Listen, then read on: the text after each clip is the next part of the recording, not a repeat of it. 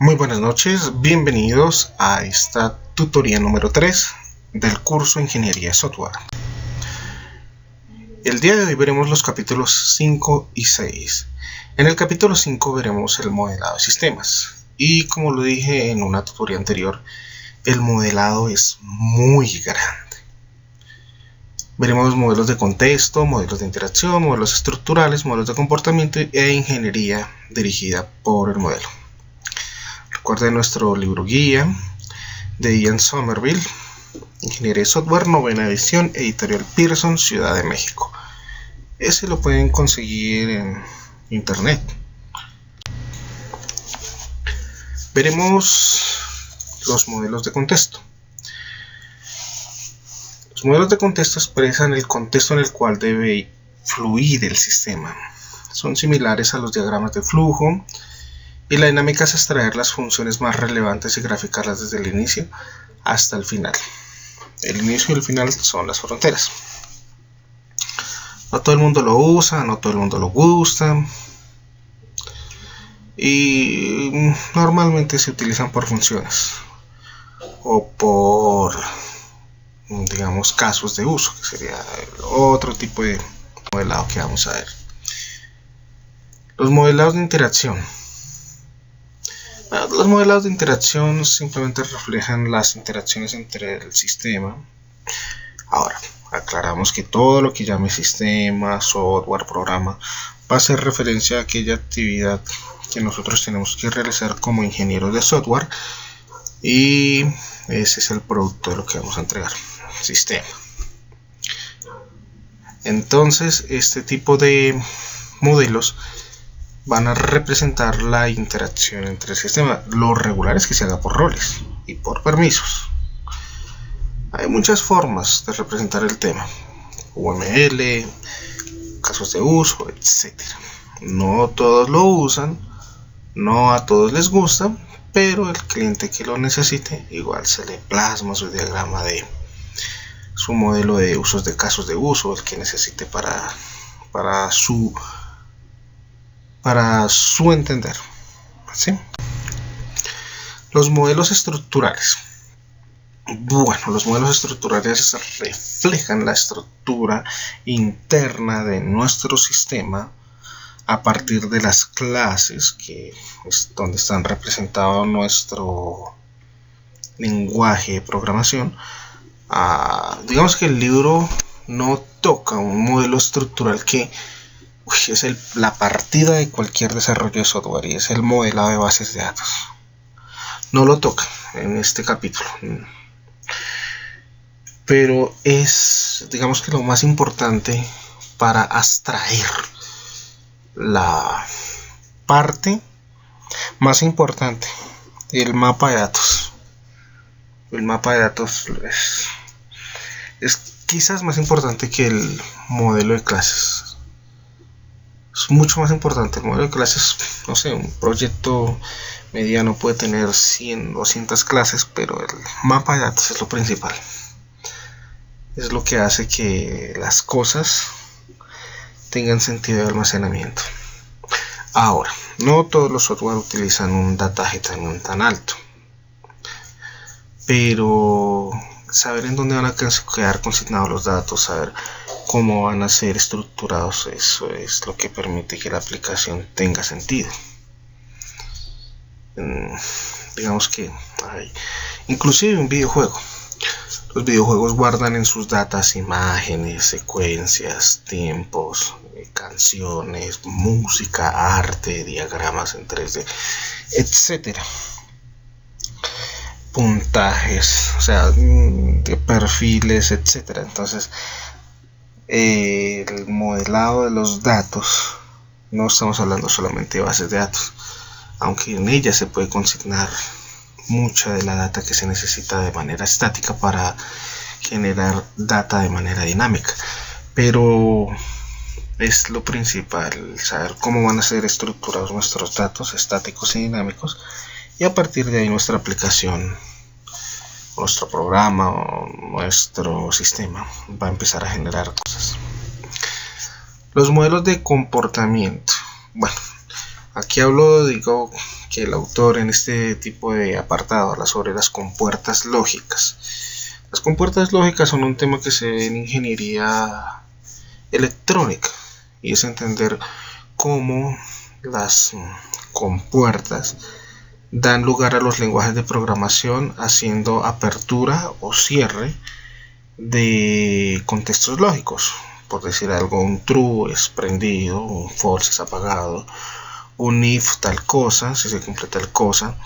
Entonces vemos las compuertas not, or y todo este tipo de compuertas que hay para los lenguajes de programación desde la parte electrónica, ¿sí? Ahora, no lo toca de la manera electrónica. Yo lo entiendo porque son modelos de comportamiento electrónico. Si tal cosa pasa, tal cosa pasa. Es como un DMF, un diagrama de flujo, un diagrama de mapa de flujo, pero básicamente son compuertas. Tampoco habla del modelo de base de datos. Y hace falta. Hace mucha falta porque los datos son un tema que vamos a ver más adelante. Si el libro no llega a presentar el tema de datos, yo me busco otro material y lo presentamos. Porque es importante, es muy importante para un ingeniero de software entender el tema de los datos. Y la ingeniería dirigida por modelado.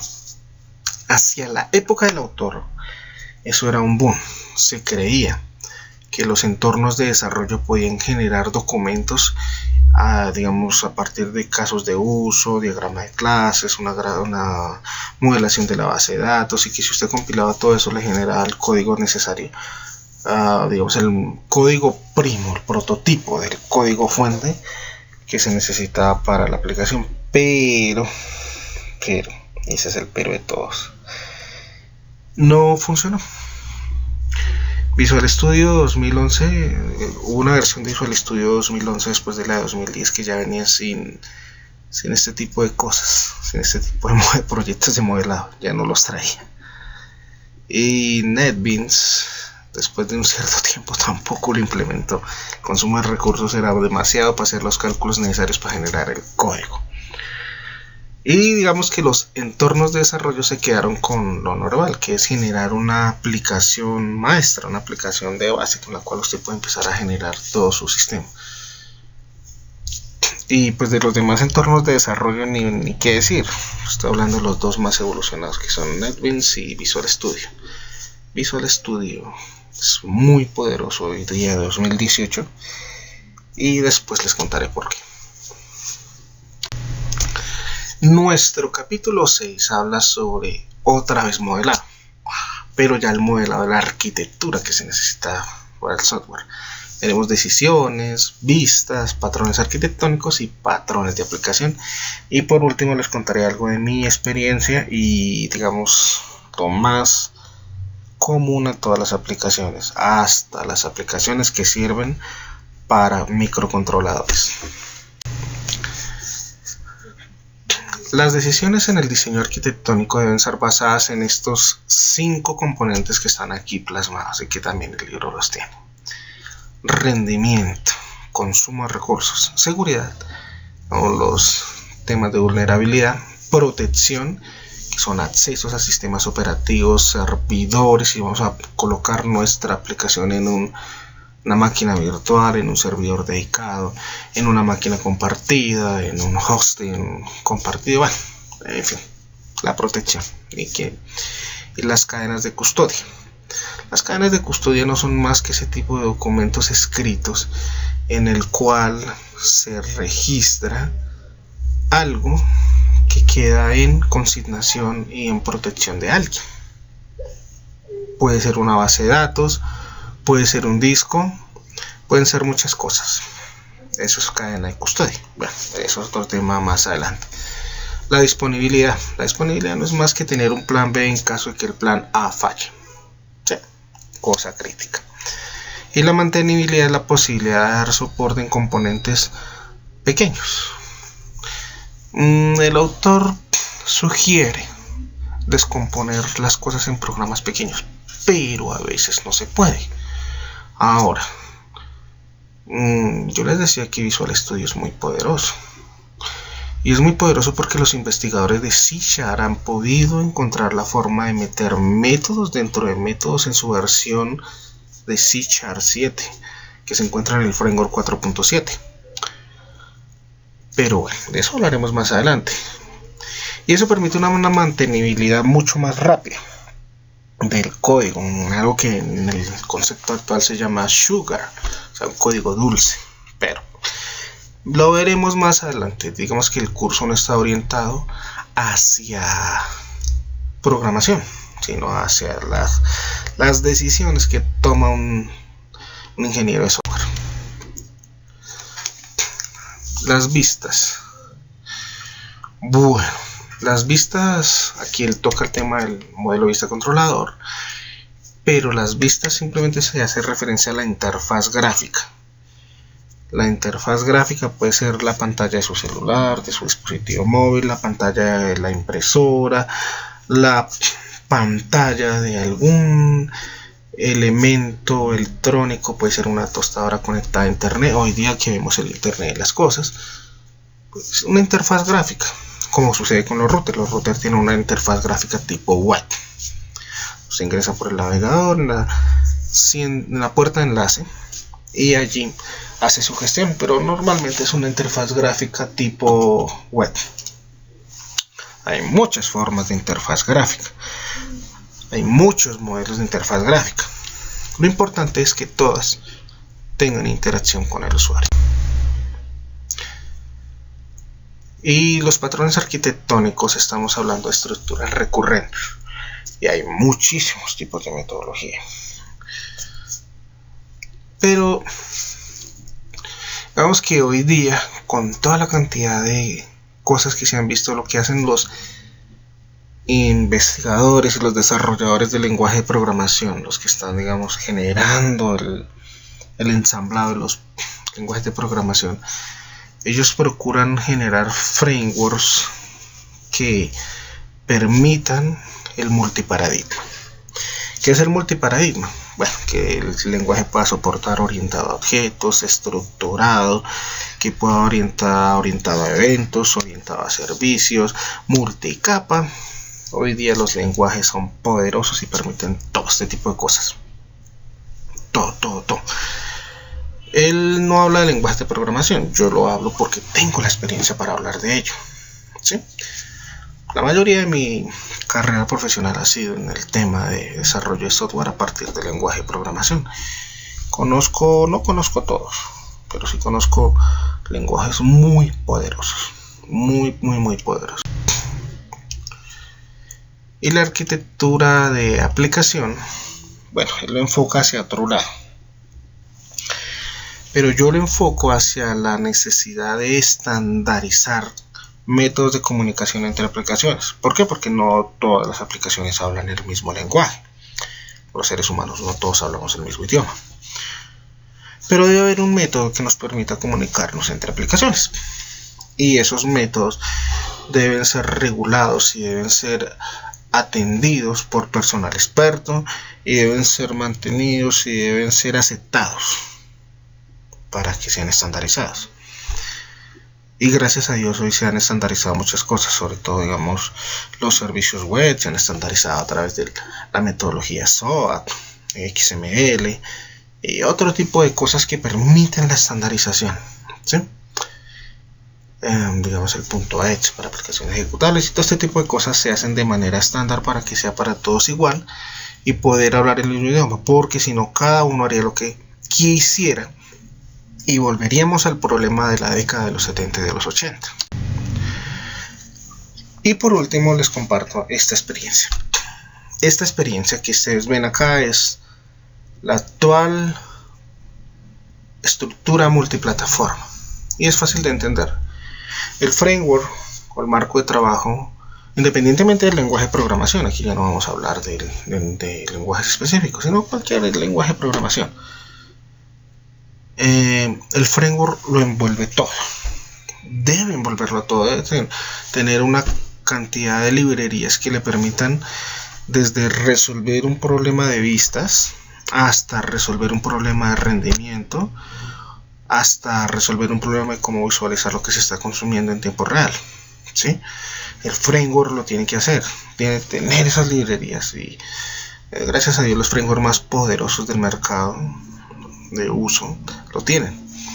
Entonces dividimos este framework que envuelve todo y vemos que las aplicaciones normalmente tienen tres componentes principales, que es el componente de datos, base de datos, conectores, modelos, y todo esto se refiere a datos. Y a pesar de que los lenguajes lo permiten, yo jamás recomiendo que las clases que son dedicadas a modelo hagan cálculos. Las clases de modelo no deben hacer cálculos. Lo pueden hacer, pero no lo deben hacer. Para eso hay una lógica de negocio, para eso hay unos helpers, para eso hay unas extensiones, para eso hay unos controladores. Ellos sí deben hacer el cálculo sobre los modelos, porque el modelo es solamente la representación de la base de datos. Pero bueno, es mi recomendación. El tema de controladores helpers y vistas es todo lo que tiene que ver con la parte gráfica. A pesar de que el controlador es una parte lógica y el helper también, la vista se ejecuta en un controlador y el helper ayuda a manipular ciertas cosas que a la vista le generan dinamismo, dinamicidad, componentes dinámicos. Y ya la parte de integración con otras aplicaciones, integraciones con fuera, con dentro, con software de terceros, etcétera. La lógica de negocio y las extensiones son totalmente lógicas. Digamos que esta es la estructura grande multiparadigma que hoy día se está viendo en el uso del desarrollo de sistemas de información, de software, y todo es así. Todo es así.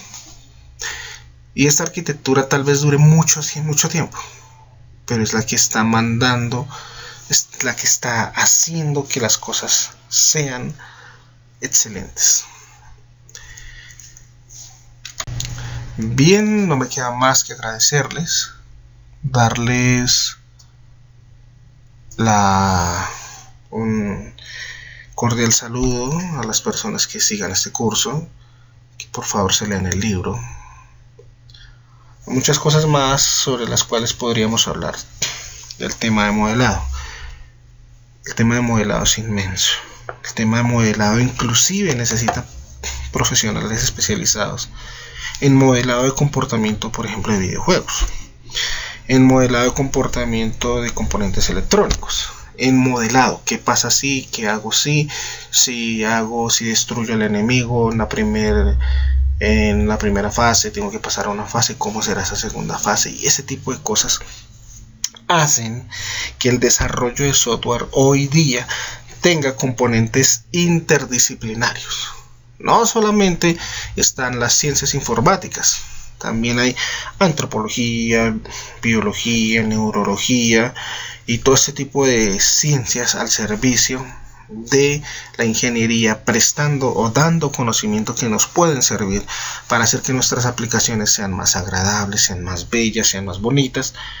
Por eso es que hoy día, a pesar de que las cosas, de que el software, sobre todo el productivo, en su gran mayoría es usado por personas adultas, tienen cosas como los Phonaway Sound o las fuentes impresionantes, que no son más que imágenes amigables que en una sola imagen expresan muchísimas ideas. Y así, este mundo del software está lleno, y eso es a lo que yo le llamo plastilina informática. La plastilina expresa en un solo componente lo que se quiere expresar en muchas palabras. Y bien, amigos, muchísimas gracias. Sé que tengan una feliz noche, que se lean el libro, y aquí seguiré atento a sus comentarios. Que estén muy bien.